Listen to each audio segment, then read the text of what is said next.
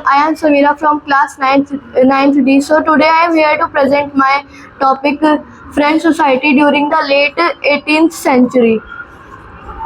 सबसे पहले हम इस चैप्टर का ओवरव्यू कर लेते हैं कि इसमें क्या क्या हम आगे डिस्कस करने वाले हैं। तो सबसे पहले इसमें फ्लैशबैक दे रखा है। बेसिकली इसमें बता रखा है, इसमें है ना एक इंसिडेंट के बारे में बता रखा है बीच में से चैप्टर में से उठा के। और दूसरा टॉपिक है इवेंट ऑफ 14 जुलाई 1789। यहाँ पे है ना फ्रेंच रिवॉल्यूशन की स्टार्टिंग में कुछ इवेंट हुए थे। और रीज़न फॉर एम्प्टी ट्रेजरी, यहाँ पे है ना एम्प्टी ट्रेजरी के है ना रीजंस बता रखे हैं। और ये सिस्टम ऑफ स्टेट है, यहाँ पे स्टेट का सिस्टम बता रखा है। और यहाँ पे स्ट्रगल टू सर्वाइव और ये ग्रोइंग मिडिल क्लास, ये कुछ टॉपिक है।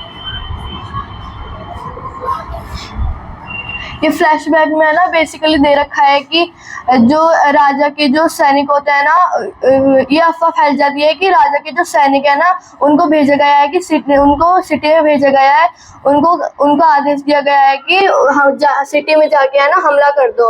और लोग भड़क जाते हैं इसी बात पे, तो लोग है ना बेस्टाइल फोर्ट होता है उस पर हमला कर देते हैं, वहाँ से हथियार लूट लेते हैं और वहाँ पे 7 कैदी होते हैं उनको छुड़ा लेते हैं और वहाँ का सामान लूट लेते हैं। और फिर सामान को है ना अपने पास रख लेते हैं कि दिखाने के लिए हमने इस दिन हमला किया था बेस्टाइल फोर्ट पे।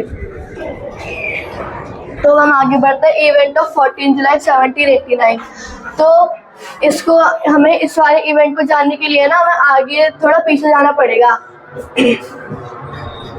यहाँ पे बourbon फैमिली का है ना एक राजा होता है लुई 16, उसको 20 साल की उम्र में उसकी शादी कर दी जाती है मैरी एंटोनी के साथ और उसको राजा बना दिया जाता है।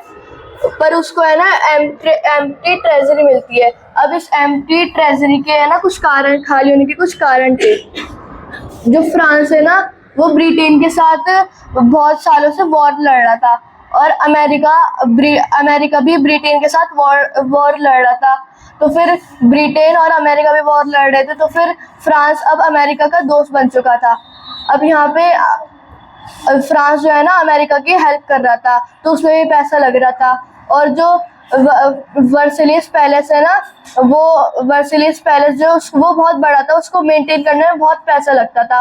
और फ्रांस पे बहुत 2 बिलियन लीवर्स का कर्जा था यहाँ पे, और उसको रेगुलर एक्सपेंसेस पे खर्चा करना पड़ता था और गवर्नमेंट को चलाने पे, आर्मी पे खर्च करने पड़ते थे पैसे।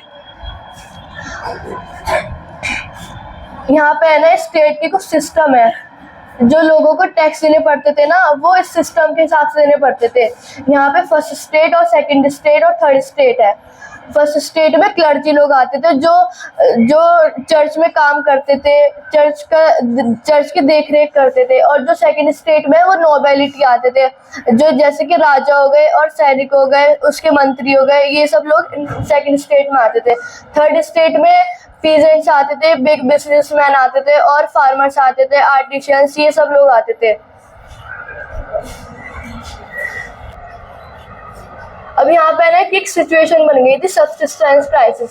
यहाँ पे जो लोगों की लाइवलीहुड है ना इंडेंजर में पड़ गई थी। यहाँ पे लोगों का जो बेसिक जीने के तरीके होते ना वो भी उनको नहीं मिल पा रहे थे। इसके भी कुछ कारण थे। यहाँ पे जो फ्रांस की जो पॉपुलेशन थी वो बढ़ रही थी और जो डिमांड्स थी फूड ग्रेन्स की वो भी बढ़ रही थी। पर जो प्रोडक्शन थी ना वो कम हो रही थी, क्योंकि कभी ड्रॉट आ जाती थी, कभी हार्वेस्ट में कुछ जैसे कि फसल नहीं उगी किसी महीने, ये सब होता था। इसी वजह से सब्सिस्टेंस क्राइसिस होता था।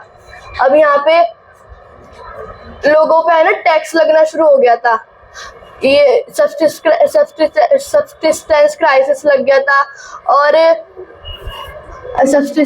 क्राइसिस लग गया था और तिजोरी खाली हो गई थी। तो राजा ने सोचा कि अब तो टैक्स लगाना पड़ेगा, तो राजा है ना लोगों पे टैक्स लगा देता है। तो वो है ना थर्ड स्टेट पे लगाता है जो टैक्स। और जो फर्स्ट स्टेट और सेकंड स्टेट होती है ना वो बर्थ बाय प्रिविलेजेस सारे एंजॉय करती हैं, वो उनको टैक्स देना पड़ता था। जो थर्ड स्टेट होती है ना उनको टैक्स देना पड़ता था। एक टैक्स होता था टिथ और एक होता था टेल। टिथ में लोगों को अपना डायरेक्ट टैक्स देना पड़ता था और टेल में 1/10 एग्रीकल्चर की प्रोडक्शन देनी पड़ती थी। अब यहाँ पे भुखमरी बढ़ रही है और टैक्स बढ़ रहा है, तो यहाँ से है ना एक मिडिल क्लास ग्रो होती है।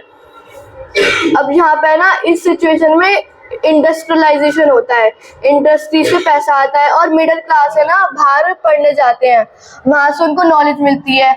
और यहाँ पे 3 फिलोसोफर्स का बहुत बड़ा रोल है, रूसो, मोंटेस्क्यू और जॉन लॉक। यहाँ वो है ना बाहर पढ़ने जाते हैं और अपने आइडियाज को है ना, फिर जब वो पढ़ के आते हैं फ्रांस में वापस से अपने आइडियाज को लोगों के साथ शेयर करते हैं और वो मिडिल क्लास वाले लोगों को बहुत पसंद आते हैं। फिर वो उसके खिलाफ है ना, जो उनके साथ गलत हो रहा था, वो उसके ऊपर आवाज उठाते हैं। Thank you.